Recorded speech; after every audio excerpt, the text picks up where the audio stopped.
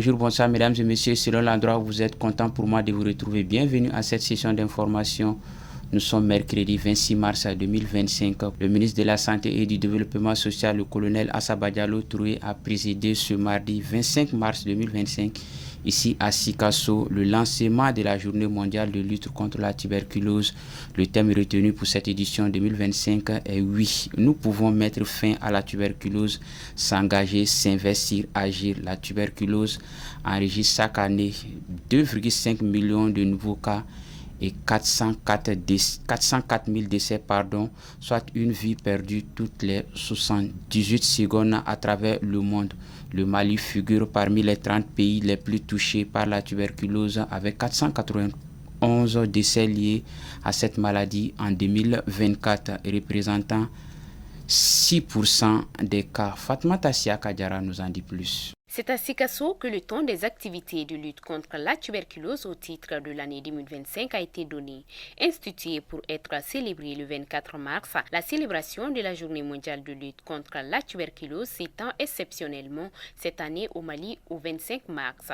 Elle est placée sous la présidence du ministre de la Santé et du Développement social. Deuxième cause des décès au Mali, la tuberculose est connue pour être une maladie dévastatrice. C'est pourquoi l'édition 2025 de la lutte contre la tuberculose est placée sous le thème « Oui, nous pouvons mettre fin à la tuberculose, s'engager, s'investir, agir ». Cette thématique met l'accent sur la capacité collective à mettre fin à la tuberculose d'ici 2030 et à atteindre les objectifs de développement durable en matière de santé publique.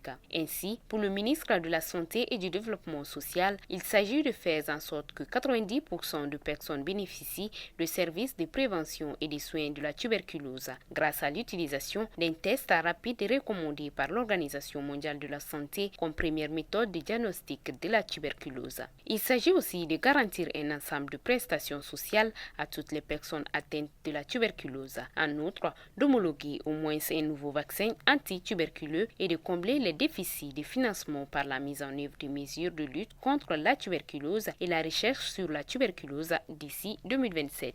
Toujours avec Madame le ministre dans la capitale du Kénédougou en procédant à la remise d'une importante quantité de vivres aux populations vulnérables, ce rendez-vous de la solidarité et du Caire rentre dans le cadre de Sunankari Solidarité, un programme présidentiel qui vise à soulager les populations diminuées sur toute l'étendue du territoire national à l'occasion du Ramadan. Suivons ensemble. C'est au tour de Sikasso de recevoir la main généreuse du ministre Assaba Diallo Touré avec 5 tonnes de riz, 10 tonnes de mil, 200 cartons de pâtes alimentaires et 200 bidons d'huile de 5 litres destinés à 200 mélanges vulnérables constitués de pupilles de la République, des personnes vivant avec handicap, des veuves et orphelins. Les bénéficiaires n'avaient que des mots de remerciement car ils auront de la provision pour quelques semaines. Les pupilles de la République aussi se sentent considérés et s'engagent à travailler plus à l'école. Selon le ministre de la Santé et du Développement social, colonel Assaba Diallo Touré, la coïncidence du Ramadan musulman et du carême chrétien est un signal fort qui doit amener les Maliens à plus d'union, de tolérance, de cohésion sociale et de solidarité.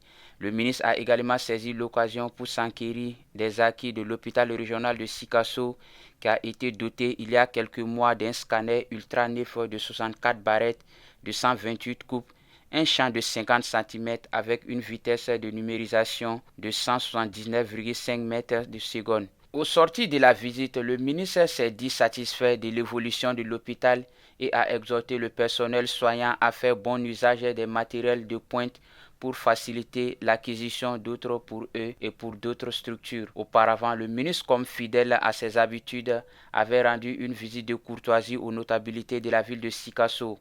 Une rupture suivie de prières collectives a été organisée à l'hôpital de Sikasso où Madame le ministre a partagé des repas avec le personnel des services décentralisés de la santé et du développement social de la région.